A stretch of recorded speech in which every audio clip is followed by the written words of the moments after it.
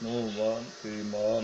Kad ste vi shvatili da ne možete istraživati terorizam dok ne shvatite da je većina političara teroristi, da političar pri smrti može da ubije više tisuća ljudi prije nego umre. Kad ste shvatili da su političari najmoćniji teroristi, je vlačka vlada, je vlada Bosne i Srbije, je vlada Amerike, je vlada Evrope, i vlade NATO saveza, je vlada Japana i Kine i Rusije. Kod vas svaki političar može dobije par tisuća ljudi prije nego umre i uživa u ubojstvima i životu.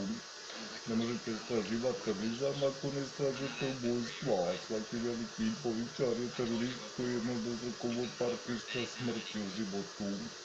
Za razliku od mene koji nisam nikad nikom naškodio, nikad optuženi za nasilje, ni ništa. Nego shvatite da nijedan antiterorist nije realan dok ne optužuje ljude koji su ubili više tisuća ljudi, kao što je Mesić, Josipović, Kolinda, šefovi vojske, SOE, MUP-a, i vlade Amerike, i vlade NATO, Japana i Kina i Rusije.